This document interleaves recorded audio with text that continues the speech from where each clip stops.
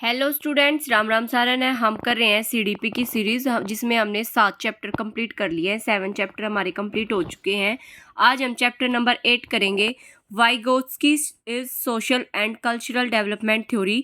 Books में से करने से पहले हम नोट से करेंगे, जिससे आपको अच्छे से समझ आ जाएगा, जिसमें थोड़ी बहुत ट्रिक भी कराई जाएंगी। तो देखो, वाइगोत्स्की का सामाजिक सांस्कृतिक सिद्धांत मोस्ट इंपॉर्टेंट है। जहाँ पे सीडीपी कर रहे हैं हम, सीडीपी में वाइगोत्स्की, जीन प्याजे वगैरह नहीं आई तो सीडीपी अधूरी है, ठीक है ना। देखो, इसी को हम सोशल कल्चरल थ्योरी भी बोलते हैं। और एक चीज़ ध्यान रखना, देखो कल्चर की बात आ जाए ना, जहाँ पे सोशल कल्चर है तो वाइगोत्स्की आएगा। अगर सोशल लर्निंग है तो वो अल्बर्ट ने दी थी। ये चीज़ ध्यान देना, ठीक है ना। तो अब है, देखो लेव वाइगोत्स्की। लेव है, उन्होंने क्या दिया करा, लेव है वह जो बे रूस जावा है, मतलब जो बे रूठ जावा है। कई पर्सन होते हैं ना। तो लेव वाइगोत्स्की कहाँ का था? एक रूसी वैज्ञानिक था। कहाँ से था वो? रूस का था, जिन्होंने सामाजिक सांस्कृतिक सिद्धांत का प्रतिपादन किया था। मीन्स की जिसने सोशल कल्चर थ्योरी दी थी।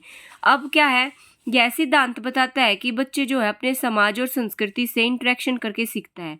जब भी बच्चा समाज और संस्कृति से इंटरेक्ट करके सीखेगा, तो किसने बताया होगा? ये बात वाइगोत्स्की ने बताई थी। यानी सामाजिक अंतःक्रिया के बाद विकास होता है, जबकि पियाजे यह जानते थे कि पहले विकास होता था और बाद में लर्निंग होता है। इसकी ट्रिक भी बताई थी। देखो, इसका पूरा नाम क्या होता है? लेव वाइगोत्स्की। ले से लैंग्वेज, मीन्स कि पहले लैंग्वेज आती है फिर थॉट आता है। और जीन प्याजे से उल्टा हो जाता है, पहले थॉट आएगी फिर लैंग्वेज आएगा।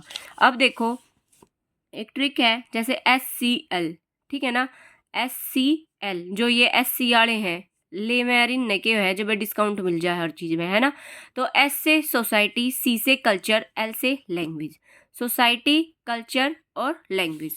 अब है इसका भाई, हर किसी की ने कोई ना कोई कमी छोड़े देवे है ना। हर किसी में कमी रह ही जाती है।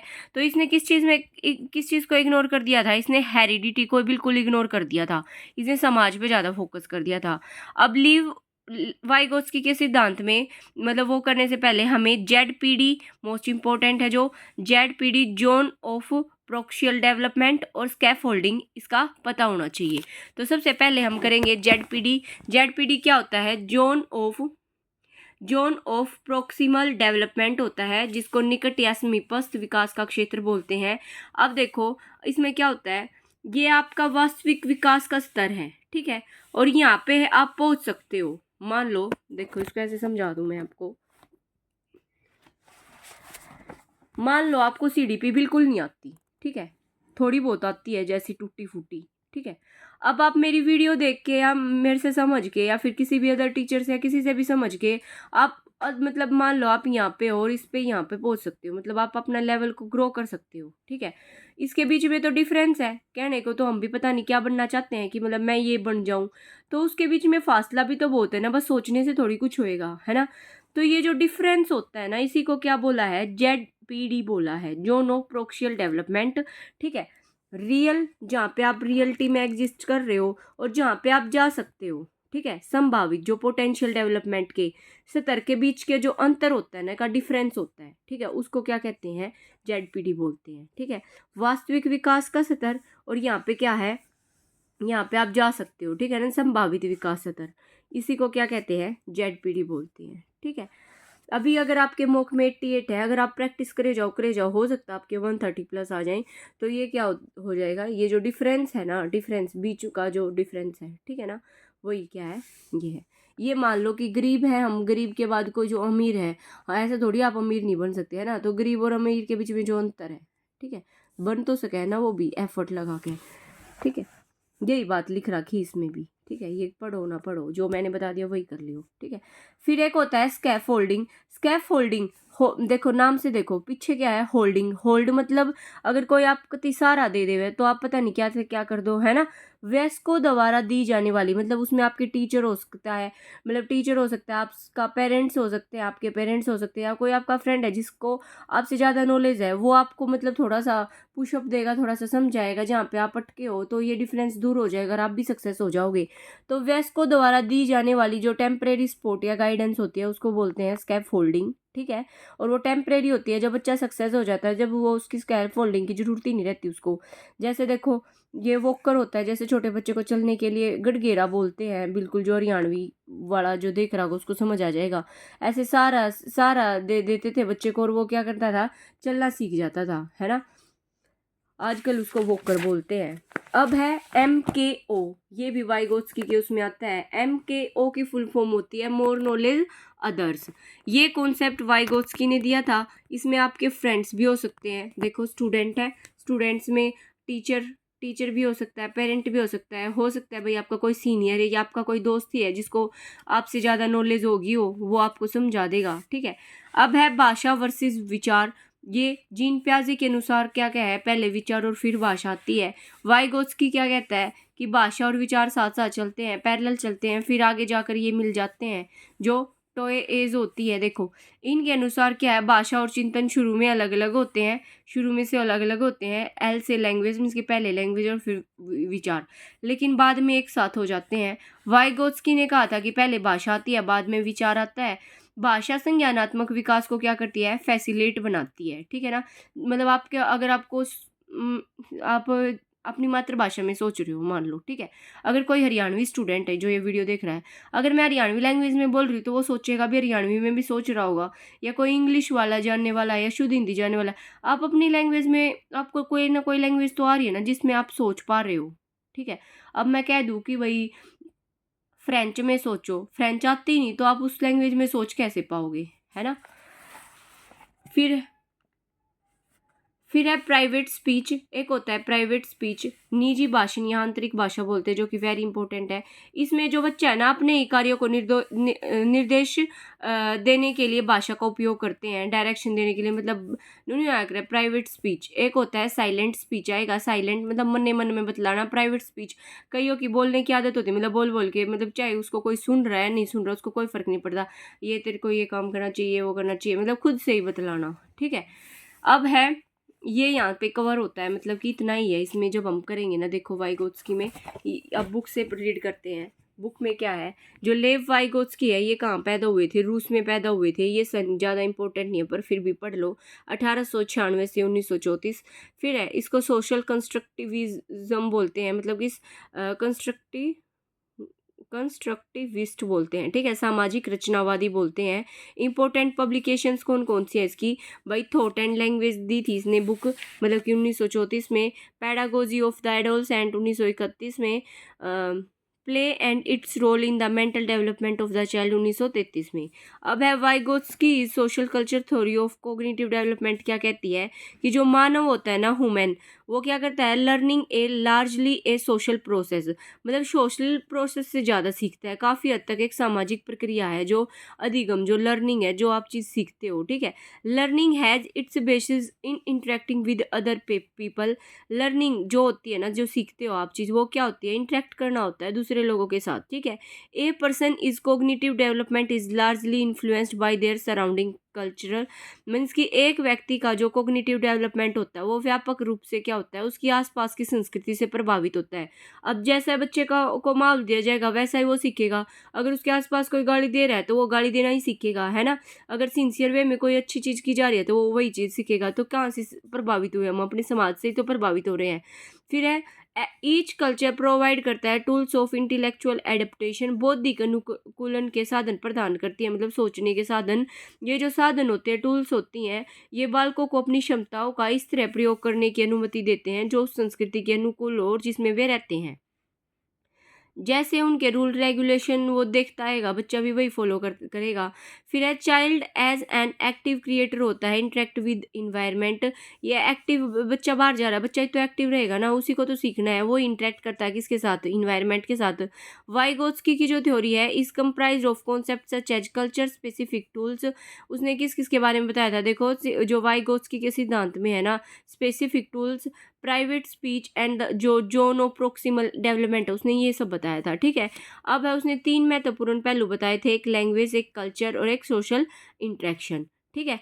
अब है सम इम्पोर्टेंट टर्म्स, एक स्कैफोल्डिंग होता है, एक जोन ऑफ प्रोक्सिमल डेवलपमेंट होता है, एक मोर नॉलेज टू अदर होता है, जो आपको समझा भी दिए गए हैं। अब है टूल्स ऑफ इंटेलेक्चुअल एडेप्टेशन, क्या होता है, बौद्धिक अनुकूलन के साधन। वाइगोत्स्की ने दावा किया कि जो शिशु होते हैं, जो इन्फेंट्स होते हैं, बौद्धिक विकास की मूल क्षमता के साथ पैदा होते हैं, कि उनमें एबिलिटी वही जन्म से ही होती है, जिसे प्राथमिक मानसिक कार्य कहा जाता है, एलिमेंट्री मेंटल फंक्शन कहा जाता है। पर पियाजे जो होता है ना, focus on motor reflexes and sensory abilities, पियाजे ने किस पे डेवलपमेंट पे वो किया था कि भाई बच्चा कैसे मूवमेंट कर रहा है, उन सब चीज़ों पे, उसकी मोटर स्किल्स पे ज़्यादा मतलब ध्यान दिया था। फिर है एलिमेंट्री मेंटल फंक्शंस इंक्लूड कौन कौन से होती हैं, देखो सबसे पहले आप में अवधारणा होती है, फिर सेंसेशन आती है, परसेप्शन होता है, मेमोरी होती है, मतलब याद करते हो, ठीक है। अब है स्कैफोल्डिंग, स्कैफोल्डिंग होती है, स्कैफोल्डिंग जो समझा भी दिया है आपको, वही चीज़ लिख रखी है इसमें, एक टेम्परेरी स्ट्रक्चर होती है हेल्प की। वाइगोत्स्की कहते हैं कि बालक को थोड़ी सी भी सहायता दे दोगे ना तो वो बहुत कुछ सीख सकते हैं। इस सहायता को शुरुआत में कुछ समय के लिए दिया जाता है और फिर हटा लिया जाता है। इसे अंग्रेजी में स्कैफोल्डिंग कहते हैं। It is a kind of ladder help होती है, सीढ़ी नुमा सहायता होती है, मतलब आप स्टेप बाय स्टेप आगे बढ़ते जाते हो। यह तब तक होता है जब बालक को वह सिखाया जाता है जो वह नहीं जानता है, ठीक है। सीख कर जब दूसरों को हम सिखाते हैं, वही चीज़ आ जाती है इसमें। पहले आपको 10% मतलब आ रहा है, फिर आपको हो सकता है 100% आ जाए, है ना। फिर है सम कॉन्सेप्ट है ऑफ स्कैफोल्डिंग के, देखो एक होता है एलईडी, 3 स्टेप्स होते हैं। एलईडी होता है लेवल ऑफ एक्चुअल डेवलपमेंट, जहाँ पे आप बिल्कुल एक्चुअली एग्जिस्ट कर रहे हो, जब आप खुद सीख रहे हो, ठीक है। यह स्वतंत्र समस्या समाधान द्वारा निर्धारित किया जाता है। फिर है LPD, level of potential development. इसमें क्या होता है, यह वयस्क मार्गदर्शन में या अधिक सक्षम साथियों के सहयोग से समस्या समाधान के माध्यम से निर्धारित किया जाता है। एक बार आप खुद ट्राई करोगे, फिर किसी की हेल्प लोगे। फिर है जोन ऑफ प्रोक्सिमल डेवलपमेंट, क्या होता है, डिस्टेंस होती है जहाँ पे आप एक्चुअल में एग्जिट कर रहे हो, जहाँ पे आप जा सकते हो, इनके बीच का डिफरेंस होता है जोन ऑफ प्रोक्सिमल, है ना। जो डिफरेंस हो रहा है, जो परिवर्तन हो रहा है, देखो यह इस अंतर को संदर्भित करता है कि एक शिक्षार्थी जो होता है बिना सहायता के क्या कर सकता है, और एक कुशल साथी जैसे शिक्षक से, मतलब जैसे टीचर हो गया आपका, कोई मतलब दोस्त हो गया जो आपसे ज़्यादा नॉलेज रख रहा है, से मार्गदर्शन और प्रोत्साहन के साथ क्या हासिल कर सकता है, ठीक है। अब है मोर नॉलेज अदर, वो क्या होता है, मोर नॉलेज अदर किसी ऐसे व्यक्ति को संदर्भित करता है जिसको मतलब हमारे से ज़्यादा नॉलेज हो, जिसके पास किसी विशेष कार्य प्रक्रिया या अवधारणा के संबंध में बेहतर या उच्च क्षमता स्तर है। मोर नॉलेज अदर जो होता है ना, एम के, वो टीचर भी हो सकते हैं भाई, आपका कोच भी हो सकता है, पीयर कोई आपका साथी भी हो सकता है, या फिर कंप्यूटर भी हो सकता है। फिर है एक होता है रेसिप्रोकल टीचिंग। वाइगोत्स्की के किस शिक्षण ने जो है ना, किस शिक्षण पर काम दिया, उसने रेसिप्रोकल टीचिंग पर काम दिया है। ये क्वेश्चन आया हुआ होगा, ठीक है, एग्जाम में। देखो रेसिप्रोकल टीचिंग क्या होता है, एक ऐसी स्ट्रेटजी होती है जो क्या करती है, छात्रों और शिक्षकों को किसी दिए गए पठन के बारे में चर्चा का नेतृत्व करने की अनुमति देकर शिक्षक की भूमिका साझा करने के लिए कहती है। एक ऐसी स्ट्रेटजी होती है, ask students and teacher to share the role of teacher by allowing both to lead the discussion about a given reading. Schools time में पहले होता था ना कि भाई टीचर ने पढ़ा दिया, फिर टीचर कहता है अब तुम पढ़ा के दिखाओ मेरे को, मैंने क्या समझाया है ना। तो वही रेसिप्रोकल मतलब टीचिंग, पहले टीचर पढ़ा रहा है, रेसिप्रोकल मतलब उल्टा, अब स्टूडेंट टीचर ने पढ़ा के दिखा होगा कि हाँ मैंने ये समझा है। फिर है reciprocal teaching involve 4 strategy that guides the discussion. 4 strategy आती है इसके अंदर। एक होता है भविष्यवाणी करना, एक पर्सन उत्पन्न करना, एक क्लैरिफाइंग और एक समराइज। एक होता है, देखो पहले आप भविष्यवाणी कर सकते हो इसमें कि भाई बच्चा क्या वो कर रहा है ना, मतलब क्वेश्चनराइज करेंगे, उसमें और ज़्यादा क्लैरिफाइंग हो जाते हैं। जब बच्चा खुद मतलब वही चीज़ पढ़ा रहा है तो उसके कॉन्सेप्ट और क्लियर हो जाते हैं, ठीक है। समराइज, और वो समराइज मतलब जल्दी से वो चीज़ और जल्दी कवर हो जाती है। फिर है 3 स्टेजेस है ऑफ स्पीच डेवलपमेंट की। फर्स्ट स्टेज होती है सोशल स्पीच। सोशल स्पीच जो कि आप मीन्स की एक्सटर्नल स्पीच होती है, जो अब आप समाज वगैरह में जाके देखते हो। सेकेंड स्टेज में आता है ego centric speech. Third stage होती है इनर स्पीच, जो आपकी आंतरिक होती है। अब इनको तीनों को पढ़ेंगे हम। देखो सोशल स्पीच क्या होती है, जो समाज की ही सुन रहा है। जन्म से लेके 2 साल तक क्या है, बच्चा बोल थोड़ी पाता है, वो तो सबकी सुन पा रहा है, ठीक है ना। This speech is related to intellect और thinking. In this stage in this stage a child use करता है speech to control the behaviour of others. एक बालक दूसरों के व्यवहार को नियंत्रित करने के लिए जो है ना भाषण का उपयोग करता है। एक बालक जो होता है सरल विचारों और भावनाओं को व्यक्त करने के लिए भाषण का उपयोग करता है। फॉर एग्जाम्पल, जैसे मुझे दूध चाहिए, मतलब नॉर्मली जो हम समाज से बातें करते हैं। ईगो सेंट्रिक स्पीच होता है, इसी को प्राइवेट स्पीच भी कहते हैं। अपने आप से ही जब वो बातें कर रहा है, उसको नहीं पता कोई सुन रहा है या नहीं सुन रहा, उसको फर्क भी नहीं पड़ता। 3 से 7 साल होता है। यह पहले चरण के अत्यधिक सार्वजनिक सामाजिक भाषण और तीसरे चरण के अत्यधिक निजी आंतरिक भाषण के बीच एक सेतु के रूप में, मीन्स की क्या कहता है कि देखो, it serves as a bridge between highly public social speech, जो सोशल स्पीच की तो फर्स्ट स्टेज होगी, और जो थर्ड वो करेंगे हम प्राइवेट स्पीच, उसके बीच का डिफरेंस ही तो हो गया ये, ठीक है। मतलब उसके बीच में आता है ये, यही बात लिख रखी है। इन दिस स्टेज, इस अवस्था में क्या होता है, बालक अक्सर खुद से बात करते हैं, भले ही कोई उनकी बात सुने या ना सुने। इनर स्पीच होता है जब हम मन ही मन में बात करते, किसी को नहीं सुनती, अपने आप को निर्देश देना। फाइनल स्टेज होती है स्पीच डेवलपमेंट की। इट इज़, यह क्या होती है, इनर साउंडलेस स्पीच होती है। दिस टाइप ऑफ स्पीच क्या होती है, अलाउ करती है us to direct thinking and behave करने के लिए। Self talk is for self guidance, हम खुद को ही गाइड करते हैं, ठीक है ना। इसमें बात किसी और को नहीं सुनती और मन में ही हम बतलाते हैं। अब वन लाइनर में इन्होंने क्या लिख रखा है कि वाइगोत्स्की ने विकास की प्रक्रिया में सामाजिक योगदान पर, मतलब सोशल उस पे कंट्रीब्यूशन पे ज़्यादा बल दिया है। मेजर थीम्स है social interaction, MKO more knowledge to other, ZPD zone of proximal development, scaffolding जो कॉन्सेप्ट है वो स्कैफोल्डिंग का सबसे पहले ब्रूनर ने दिया है। ये पहले आ भी गया है, हमने कर भी लिया है ये, मतलब ठीक है। वाइगोत्स्की बिलीव करता है that there are 3 forms of the language की, social speech, private speech, silent या इनर स्पीच। वाइगोत्स्की कंसीडर करता है जो लैंग्वेज एंड थॉट है एज इंपॉर्टेंट टूल्स है ऑफ कॉग्निटिव डेवलपमेंट के लिए, ये इंपॉर्टेंट टूल्स हैं, ठीक है। अब है देखो, जब किसी भाषा का प्रयोग जो है सेल्फ रेगुलेशन के लिए किया जाता है तो उसे क्या कहते हैं, स्पीच या प्राइवेट स्पीच कहते हैं।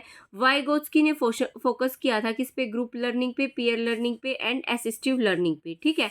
अब यही चीज़ इसने समझा रखी है। कोई बच्चा है वो चीज़ नहीं कर पा रहा, फिर वो किसी की चीज़ कर भी सके है, वो उसको किसी की हेल्प चाहिएगी, है ना। ये उसको जोन ऑफ प्रोक्सिमल डेवलपमेंट समझा रखा है इसी डायग्राम से। यहाँ पे आपका ये चैप्टर कवर होता है, ठीक है। क्वेश्चन की भाई अलग से सीरीज आ जाएगी, ठीक है ना। ऐसे साथ के साथ नहीं हो पाएगा कि मैं साथ कराऊं, क्योंकि बच्चे इतनी थ्योरी करके पहले ही बोर हो जाते हैं। तो क्वेश्चन की अलग से सीरीज आ जाएगी, टेंशन मत लो, ठीक है। अब हम करेंगे नेक्स्ट टॉपिक अपना एरिक्सन की थ्योरी। आपके जो भी सजेशन या फिर भैया आपको कैसा समझ आ रहा है, आप कमेंट जरूर करना। Thank you so much, all the best for your exam.